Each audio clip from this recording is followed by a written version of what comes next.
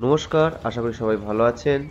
আজকে বেনারস ভ্রমণের একটা সম্পূর্ণ ডিটেলস ভিডিও তৈরি করেছি, যার মধ্যে হাওড়া থেকে কোন ট্রেনে যাবেন অর্থাৎ বিভূতি এক্সপ্রেসের জার্নি ডিটেলস থাকছে, কোন হোটেলে থাকবেন, বেনারসে কোথায় ভাতের হোটেল আছে এবং স্থানীয় যে খাবার সেই খাবারেরও ডিটেলস থাকছে। শুধু তাই নয়, তার সাথে থাকছে কাশী বিশ্বনাথ মন্দিরের কোন দরজা দিয়ে ঢুকলে আপনারা ভালোভাবে বিশ্বনাথ দেবকে দর্শন করতে পারবেন, তার একটা সম্পূর্ণ ভিডিও।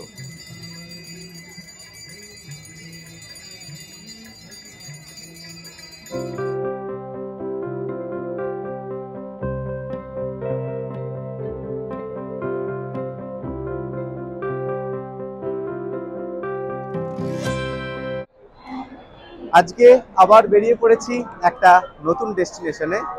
যাব হাওড়া থেকে বেনারস, আর ধরবো রাত্রির 8টার বিভূতি এক্সপ্রেস।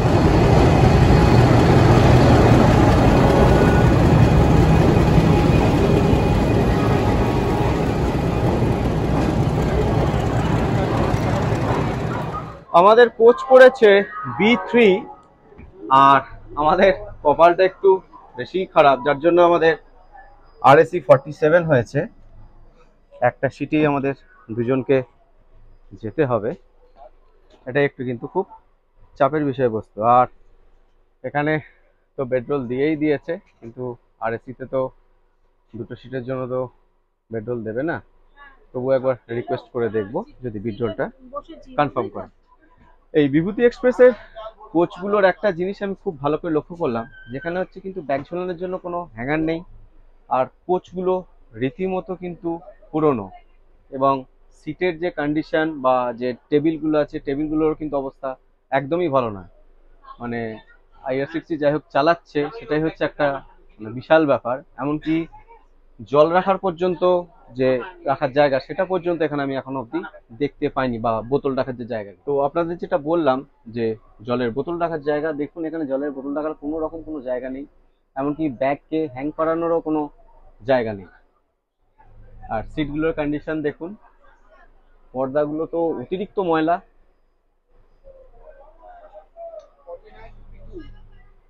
এইদিকে সেকশনগুলোতে জল রাখার জায়গা, USB চার্জার পয়েন্ট সব কিছু দিয়েছে, বাট সাইডে যারা থাকবে তাদের জন্য কিন্তু কিচ্ছু নেই। অবশ্য আমাদেরই সাইডে আছে, সাইড লোয়ার, একটা সিটে দুজন, কারণ আমাদের টিকিট। এই ট্রেনের নামকরণ হয়েছে বিভূতি নারায়ণ সিং এর নামে, যিনি ছিলেন তৎকালীন বেনারসের রাজা। এই বিভূতি এক্সপ্রেস হাওড়া থেকে আজকে দিয়েছে 12 নম্বর প্ল্যাটফর্মে, আর ছাড়বে রাত্রি 8টায়, আর বারাণসী জংশন ঢুকবে 9:30, সকাল 9:30।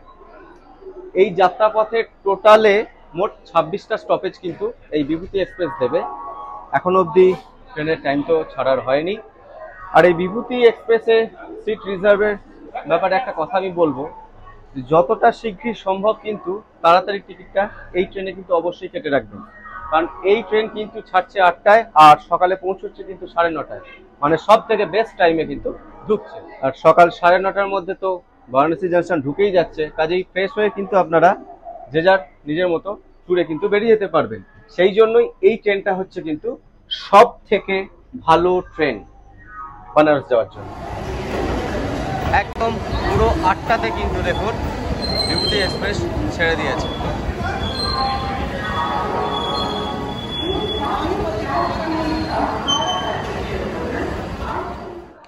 এখন যোশীটি স্টেশন চলে এসছে, রাত্রির 12টা 20, মানে 7 মিনিট লেটে চলছে। আর এই যোশীটি স্টেশন হচ্ছে কিন্তু একটা পরিষ্কার পরিচ্ছন্ন স্টেশন।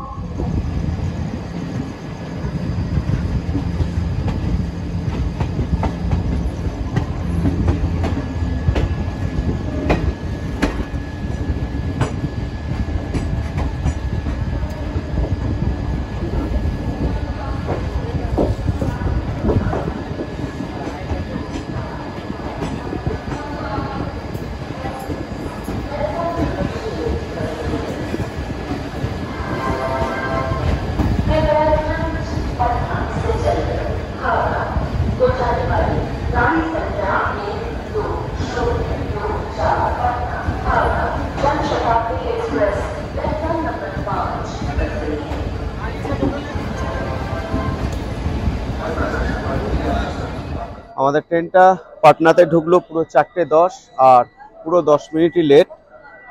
এই পাটনা হলো পূর্বাঞ্চলীয় রাজ্য বিহারের রাজধানী। আর এই পূর্বাঞ্চলীয় রাজ্যর মধ্যে এই যে পাটনা হচ্ছে কিন্তু দ্বিতীয় বৃহত্তম শহর।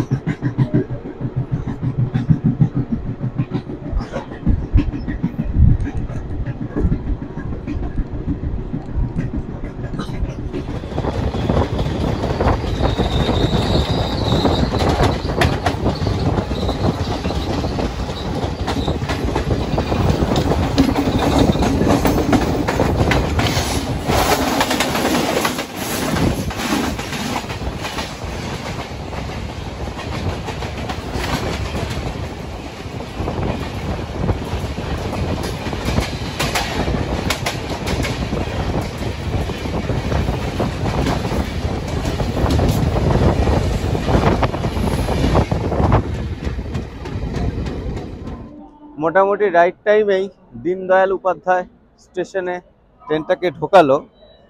তো এর পরের স্টপেজ হচ্ছে কাশী, আর তারপরই হচ্ছে বারাণসী জাংশন।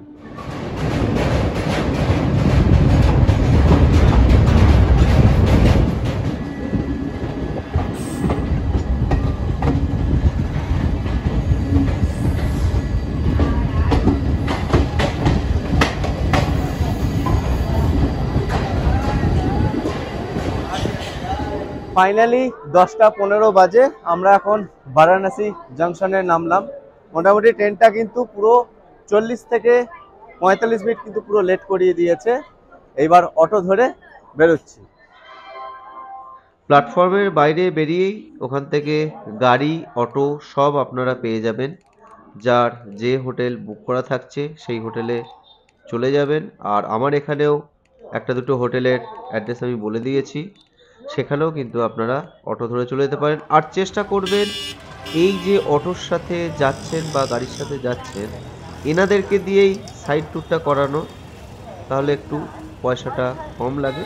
আর তা না হলে ওখানে দেখবেন প্রচুর টোটো আছে, অটো আছে, রানিং অটো টোটো ধরেও কিন্তু আপনারা সাইট সিনটা করতে পারেন।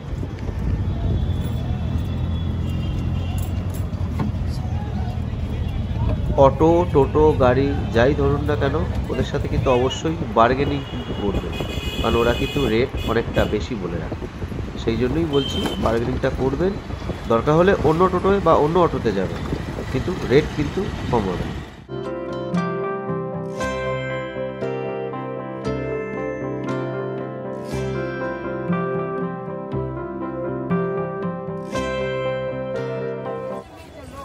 বেনারসে প্রচুর হোটেল আছে, হোটেল নিয়ে কোনো চিন্তা নেই। গঙ্গার ধারে আছে, দশাশ্রমের ঘাটের কাছে আছে, কিন্তু সেটা যদি একটু বাজেটের মধ্যে হয় তো খুবই ভালো হয়। সামনেই দেখুন একটা আছে প্রকাশ গেস্ট হাউস, এই নিয়ে আমার একটি ভিডিও করা আছে প্রকাশ গেস্ট হাউস নিয়ে, আই বটন থেকে আপনারা দেখে নিতে পারেন।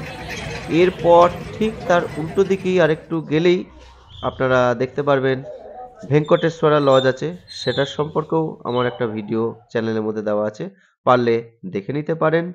এদের যে মোটামুটি রেটগুলো হচ্ছে 800, 1000, 1200 মধ্যে, মোটামুটি একটু কমের মধ্যে। আর এই দিকটায় আছে বাথরুম, বাথরুমটাও একবার দেখিয়ে দিই। যে বাথরুম, কমোড, এদিকটায় কল আছে, আর এখানে বেসিন, আয়না, খুব সুন্দর ব্যবস্থা। আর সব থেকে ভালো ব্যাপার আমার যেটা লাগলো সেটা হচ্ছে খুব পরিষ্কার পরিচ্ছন্ন। আমি যখন হোটেলে ঢুকছি গেস্ট হাউসটা, তখনই দেখছি সুন্দরভাবে, এত সুন্দরভাবে মোছামুছি করছে, যেটা কিন্তু সচরাচর আমরা দেখতে পাই না, মানে হাতে করে বসে বসে মুছছে।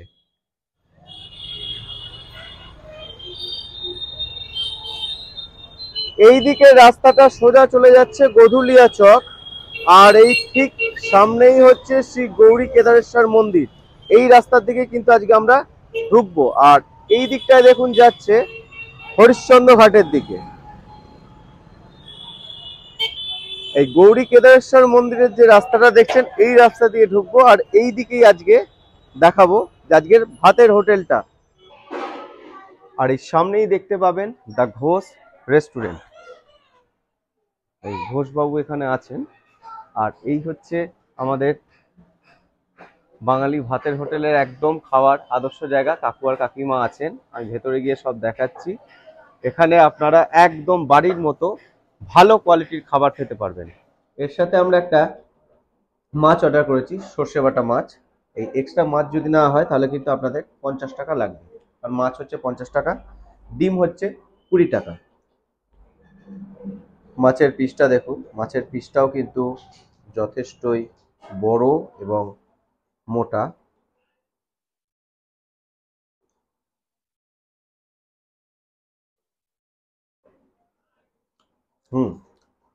সর্ষের ঝালটাও কিন্তু খেতে যথেষ্টই ভালো।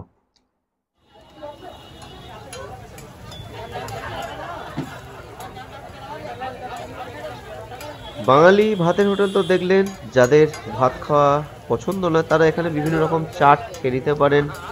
এখানকার চাট কিন্তু হচ্ছে খুবই বিখ্যাত। আর এখানকার আরেকটা বিখ্যাত খাবার হচ্ছে লস্যি। খাওয়া দাওয়ার পর আপনারা সোজা রাস্তা দিয়ে হেঁটে একদম গঙ্গার ধারে দিয়ে চলে যান, বিভিন্ন ঘাটগুলো একটু দেখে নিন, খুব ভালো লাগবে সময়টা। আর যদি শরীরে না কুলোয়, একটু ক্লান্তি বোধ হয়, তাহলে তো হোটেলে গিয়ে একটু রেস্ট নিতেই পারেন, কারণ অনেকটাই ধকল করে এসেছেন। বারাণসী নামটা সম্ভবত দুটি নদীর নাম থেকে এসেছে। বরুণা বারাণসীতে এখনো যেটা প্রবহমান, ও অসি ঘাটের কাছে প্রবাহিত একটি ছোট্ট নদী। গঙ্গার নদী উপকূলে অবস্থিত বারাণসী শহরের সীমানা নির্দেশ করেছে গঙ্গার এই দুটি উপনদী। অন্য মতে বারাণসী নামটি বরুণা নদীর নাম থেকেই এসেছে, কারণ কেউ কেউ বলেন প্রাচীনকালে এই নদীকেই বারাণসী নদী বলা হতো। বারাণসীর গঙ্গার ঘাটগুলি হিন্দুদের ধর্মীয় জীবন ও ধর্মচর্চার সঙ্গে অঙ্গাঙ্গিভাবে কিন্তু যুক্ত, এখনো আছে। প্রতিটি ঘাটকেই পবিত্র মনে করা হয়। বারাণসীতে প্রায় 84টা ঘাট আছে। এই ঘাটগুলির মধ্যে দশাশ্বমেধ ঘাট, মণিকর্ণিকা ঘাট, পঞ্চাঙ্গ ঘাট ও হরিশ্চন্দ্র ঘাট, অর্থাৎ যেটা শ্মশান, এইটা কিন্তু বিখ্যাত। অনেক ঘাটের সঙ্গেই নানা কিংবদন্তি কাহিনী কিন্তু জড়িয়ে আছে। কয়েকটি ঘাট আবার ব্যক্তিগত মালিকাধীন। বারাণসীর অনেক ঘাটই মারাঠা শাসনে নির্মিত হয়েছিল। মারাঠা, সিন্ধিয়া, হোলকার, ভোসলে ও পেশোয়ারা ছিলেন আধুনিক বারাণসীর প্রধান পৃষ্ঠপোষক।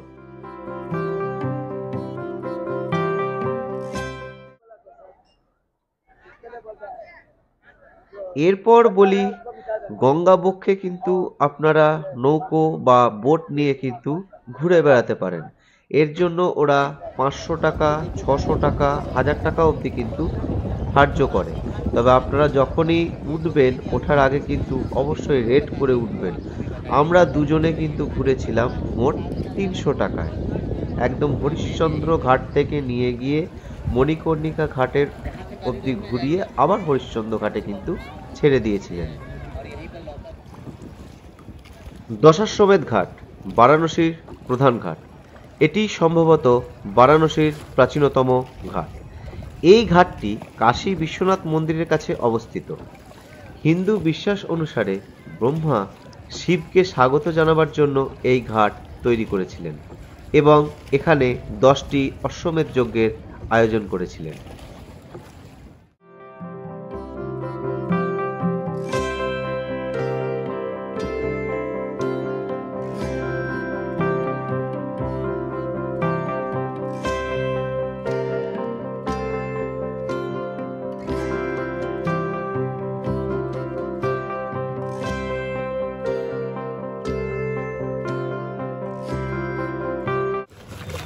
ঘোরা হয়ে গেলে নিশ্চয়ই একটু ক্লান্তি বোধ হবে এবং গলায় জল তেষ্টাও পেতে পারে, কিন্তু জল খাবেন না। এখানে খাবেন শুধু হচ্ছে লস্যি। এখানকার লস্যি কিন্তু দারুণ খেতে। আর বিভিন্ন জায়গার কিন্তু লস্যি কিন্তু ট্রাই করবেন, আমরা কিন্তু করেছিলাম। আর দামও কিন্তু খুব সাধ্যের মধ্যে, 25 টাকা, 30 টাকা, 35 টাকার মধ্যে রাবড়ি দিয়ে লস্যি, দারুণ লাগবে খেতে। আর এর উপরে দেওয়া হচ্ছে এবার রাবড়ি। আহা, এটা হচ্ছে কেশর, লিকুইড কেশর। আর স্পুন দিচ্ছেন উনি।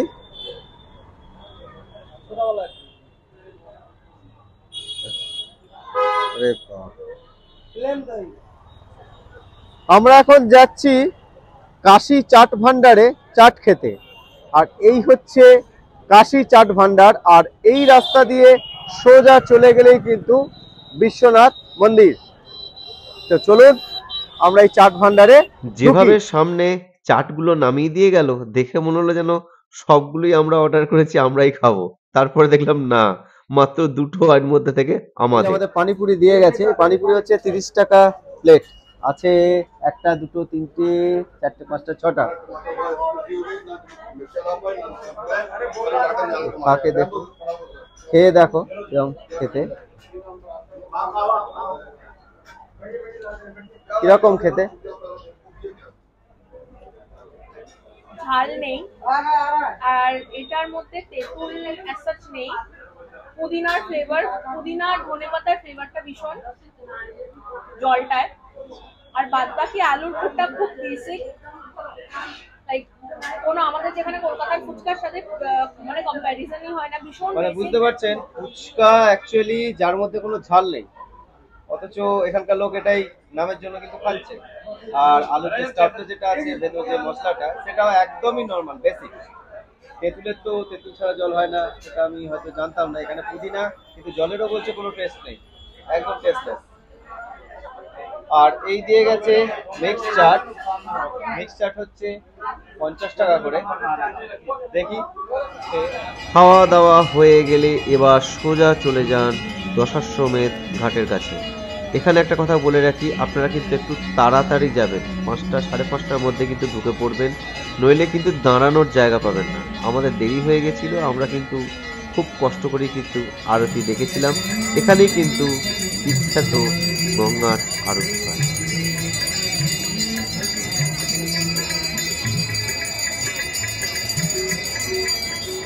আরতি দেখা হয়ে গেলে রাস্তায় প্রচুর দোকান আছে, রুটি তরকারি সবজি কিনে খেয়েও নিতে পারেন, হোটেল নিয়েও যেতে পারেন। গিয়ে চলে যান পরের দিন সকালবেলায় গঙ্গায় চান করতে পারেন, বা চান করে সোজা চলে যান বিশ্বনাথ মন্দির দর্শন করতে। এই বিশ্বনাথ মন্দিরের কিন্তু 4টে গেট আছে। এই যে যেটা আপনারা দেখতে পাচ্ছেন, এটা হচ্ছে গঙ্গার ধারে যে করিডোর, এখানটা দিয়ে কিন্তু আমরা প্রবেশ করেছিলাম। আরেকটা প্রবেশ করেছিলাম, সেটা এই পার্টটার পরেই আছে, দেখতে পাবেন 4 নম্বর গেট দিয়ে। এই গেট দিয়ে সোজা ঢুকে যাবেন। ঢুকে গিয়ে মানে খুব ভালো লাগবে জায়গাটা, দেখুন, দেখতে থাকুন। 13ই ডিসেম্বর 2021 সালের সোমবারে কাশী বিশ্বনাথের এই করিডোরটি উদ্বোধন করেছিলেন প্রধানমন্ত্রী নরেন্দ্র মোদী, যা সরাসরি কাশী বিশ্বনাথ মন্দিরের সাথে গঙ্গার সংযোগ ঘটিয়েছে। 339 কোটি টাকার এই প্রকল্পটি।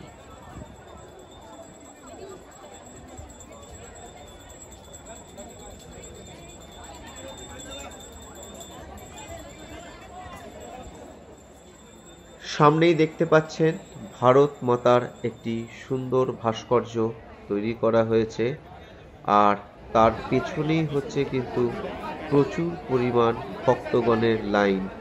চেষ্টা করবেন সকাল সকাল এখানে এসে লাইন দিতে, নইলে কিন্তু কষ্ট হবে।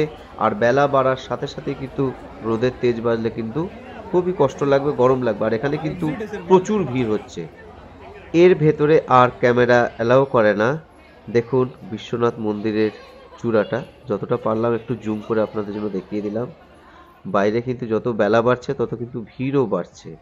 আর একটা জিনিস এখানে দেখাই, এখানে হচ্ছে ভেতরে কিন্তু ফুড কোর্ট আছে। এখানে আপনারা ফলের জুস বা ফুচকা স্ন্যাক্স যাবতীয় যা জিনিস আছে সব কিন্তু এর ভেতরেই কাউন্টার থেকে কিন্তু পাবেন, ফ্রিতে নয় কিন্তু, রীতিমতো কুপন কেটে পয়সা দিয়ে।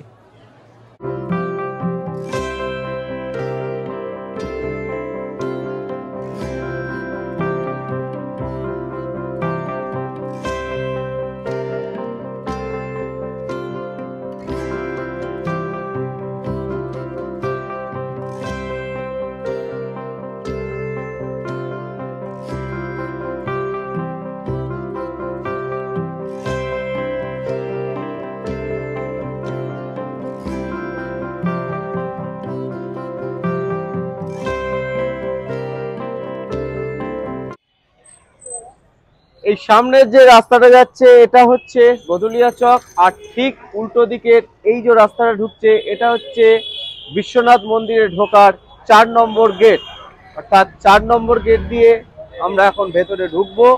তো চলুন, আর এই 4 নম্বর গেটেই কিন্তু লকার রুম আছে, যেখানে আপনাদের মোবাইল, ব্যাগ সবকিছু রাখতে পারবেন। আর জুতোটাকে কিন্তু পাশে একটা জায়গা করা আছে, সেইখানে রাখতে হবে। এই রাস্তায় কিন্তু টোটো নিয়ে বা অটো নিয়ে কিন্তু আপনারা যেতে পারবেন না, কারণ এই রাস্তাটা বেশিরভাগ সময় কিন্তু নো এন্ট্রি থাকে। তো চলুন, এইটা হচ্ছে Shri Kashi Vishwanath temple trust health centre. আর এখান থেকেই আপনারা কিন্তু অনলাইনের কাশী বিশ্বনাথ মন্দিরে বিশ্বনাথ দর্শন করতে পারবেন। এখান থেকে অনলাইনে টিকিট কাটতে পারবেন বাড়িতে বসে, বা এখানে এসেও কিন্তু আপনারা যোগাযোগ করতে পারবেন। তো চলুন একবার ভেতরে একটু দেখি। এই যে এখানে লেখাই আছে স্পষ্ট করে টিকিট বুকিং কাউন্টার, 300 টাকা করে। দেখি ভেতরে একবার যাই।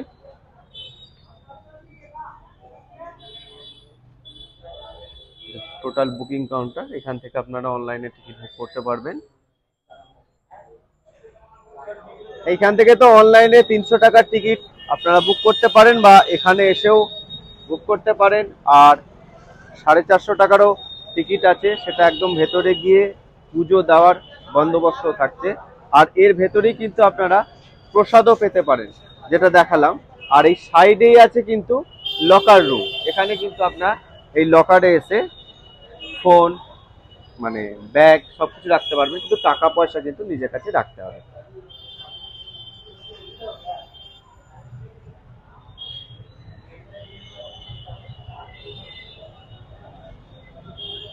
এইখান থেকে আমরা 50 টাকার বিশ্বনাথ মন্দিরে প্রসাদ কিনলাম। দেখি কি আছে। বাহ, ভেতরে 4টে লাড্ডু আছে।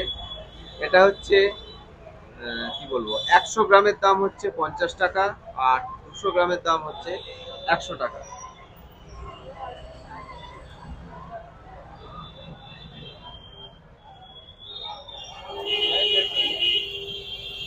কেমন খেতে?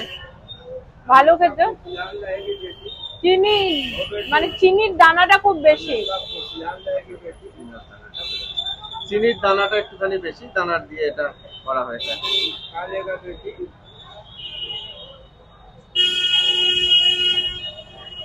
ওকে একটা লাড্ডু দিয়ে, ওনাকে একটা লাড্ডু দিয়ে দাও।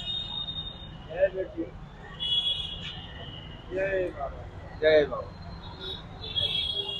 এই হচ্ছে বিশ্বনাথ মন্দিরে ঢোকার 4 নম্বর গেট।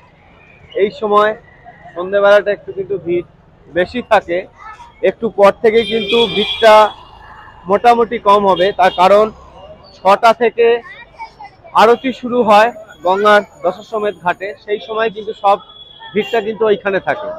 আর মন্দির প্রাঙ্গণ কিন্তু একটু তুলনামূলক ভিড় কম থাকে।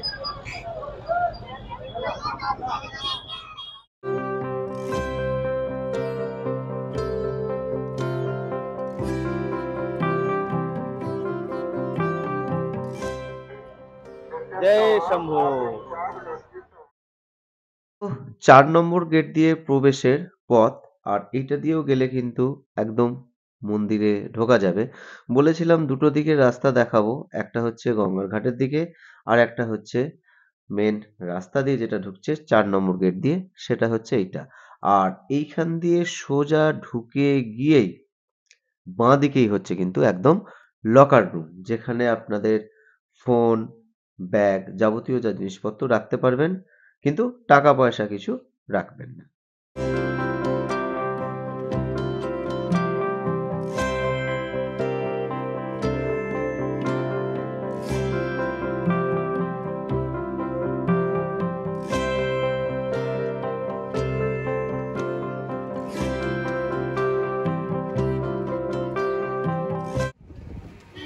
যাই হোক, আমরা দুপুর দুপুর যে সাইট সিন যেগুলো আছে সেইগুলো দেখার জন্য বেরিয়ে পড়েছিলাম। তা প্রথম আমরা যে স্পটটায় গেছিলাম সেটা হচ্ছে রামনগর দুর্গ। এটা হচ্ছে তুলসী ঘাটের বিপরীতে গঙ্গার পূর্ব উপকূলে রামনগর দুর্গ নামেও অবস্থিত। অষ্টাদশ শতাব্দীতে কাশীর রাজা এই দুর্গটি নির্মাণ করান। দুর্গটি চুন আর বেলে পাথর দিয়ে তৈরি। রামনগর দুর্গ মুঘল স্থাপত্যের একটি নিদর্শন হিসেবে কিন্তু এখনো তার বৈশিষ্ট্য কিন্তু বজায় রেখেছে। এর ভেতরে একটি জাদুঘর আছে যেটাকে বলা হয় অদ্ভুত জাদুঘর। এখানে পুরনো মডেলের আমেরিকান গাড়ি, সেডান চেয়ার প্রভৃতি সব আছে। তুলসী দাসের স্বহস্তে লেখা পাণ্ডুলিপিও কিন্তু এখানে রাখা আছে। আমরা এখন আছি রামনগর ফোর্টে। রামনগর ফোর্টে কিন্তু অবশ্যই আসবেন। আর এর ভেতরে একটা মিউজিয়াম আছে। এই মিউজিয়ামটায় কিন্তু মানে কোনো রকম ফটোগ্রাফি অ্যালাউ নয়। আর এখানকার টিকিট হচ্ছে 75 টাকা করে। আর 12 বছরের ওপরে যদি কোনো বাচ্চা থাকে তাদের কিন্তু 20 টাকা করে টিকিট। ভেতরে কিন্তু দেখার জন্য প্রচুর কিছু জিনিস আছে, যেমন প্রচুর রকমের রাজারা সেই যুগে যে ব্যবহার করত অস্ত্র, বিভিন্ন রকমের বন্দুক, সিংহাসন, পালকি, বড় বড় গাড়ি, সব কিছু দেখার আছে। কিন্তু ভেতরে ফটোগ্রাফি নেই বলে আর দেখাতে পারলাম না। এরপর আমরা যে জায়গাটা দিয়ে এখন যাচ্ছি সেটা হচ্ছে বেনারসের বিখ্যাত हिंदू यूनिवर्सिटी कैंपस। ये एक्चुअली चीज क्या है? ये जो ये सिंगिंग वॉल मेडिटेशन के तौर से होता है। अच्छा इससे ब्लड सर्कुलेशन अच्छा रहता है, माइंड को पीसफुल रखता है। अच्छा अच्छा आलो बसता है ओ आजान माला दिखा ले ले। আমরা এখন সারনাথে চলে এসেছি। আর এখান থেকে একজন গাইড ভাইকে নিয়েছি। উনি টোটাল জায়গাগুলো, এই সোসাইটির যেসব জায়গাগুলো আছে সবগুলো উনি দেখাবেন। আর সেজন্য উনি টাকা নেবেন মাত্র 100 টাকা। আলা ঠিক আছে চলো। है कि जीएसटी टैक्स वगैरह के साथ मिलता है, इधर कोई टैक्स कोई जीएसटी नहीं होता है, मार्केट से आउटसाइड पर है, इधर ही बनता है, इधर ही लोग को दिखाया जाता है। यही चीज़ है। देखिए अंदर उन लोग गए हैं ना, विदेशी लोग का 300 रुपये टिकट लगता है, इंडियन लोग का 25 रुपये टिकट लगता है, वो भी ऑनलाइन किया है। চীনা পরিব্রাজক ফা হিয়েন এবং হিউয়েন সাংয়ের বিবরণী থেকে জানা যায় যে খ্রিস্টপূর্ব 4র্থ শতক থেকে দ্বাদশ শতক পর্যন্ত সারনাথ ছিল শিক্ষা দীক্ষার পীঠস্থান। 65 মিটার উঁচু বিহার, 30টি মঠ এবং 1500 হীনযান ভিক্ষুর বাস ছিল এই সারনাথে। বৌদ্ধ পরবর্তী যুগে এই অঞ্চলের নাম হয় সারনাথ। সারঙ্গ অর্থাৎ মৃগ আর নাথ অর্থাৎ প্রভু। কালে কালে লোকমুখে নাম উৎপত্তি তৈরি হয় সারনাথ হিসেবে। জাতক কাহিনীতেও আছে বুদ্ধ এবং এক সময় হরিণ রূপে এই স্থানে জন্মগ্রহণ করে এবং এলাকার দলনেতা হিসেবে বিবেচিত হয়। মতান্তরে সারঙ্গনাথ শিবের বাসস্থল থেকে সারঙ্গনাথ ধাম কথাটা আসে।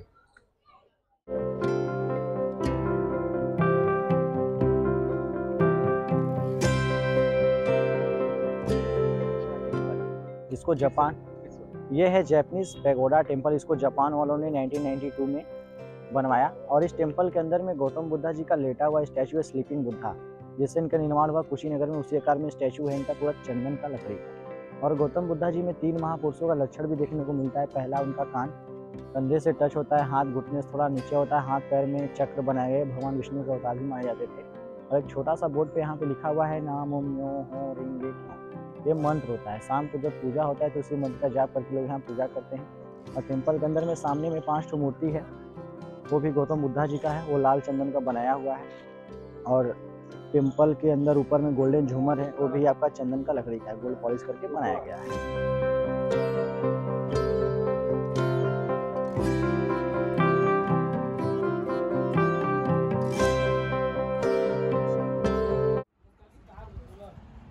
এইবার আসি বেনারসের বেনারসি শাড়ির কথাতে। এখানে কিন্তু প্রচুর দোকান আছে, অলিতে গলিতে দেখবেন বেনারসি শাড়ি বিক্রি হচ্ছে। আর সবাই বলবে আমাদের ফ্যাক্টরি আছে, কিন্তু আপনাকে কিন্তু একটু যাচাই করে নিতে হবে যে কোন শাড়ি অরিজিনাল আর কোন শাড়ি ডুপ্লিকেট। এই দুটো ব্যাপার কিন্তু ওখানে থেকেই যায়। আর দাম কিন্তু প্রচুর বলে, সেখান থেকে কিন্তু আপনাদের প্রচুর টাকা কিন্তু কমাতে হবে। যদি 30,000 টাকার বেনারসি শাড়ি বলে, মোটামুটি 22,000 23,000 এই রেশিওতে কিন্তু কিনবেন। যাই হোক, যতটা পারলাম ততটাই বেনারস সম্পর্কে ভিডিও আপনাদের জন্য তুলে ধরলাম। যদি ভালো লাগে অবশ্যই লাইক, সাবস্ক্রাইব এবং কমেন্ট করে সাথে থাকবেন। নমস্কার।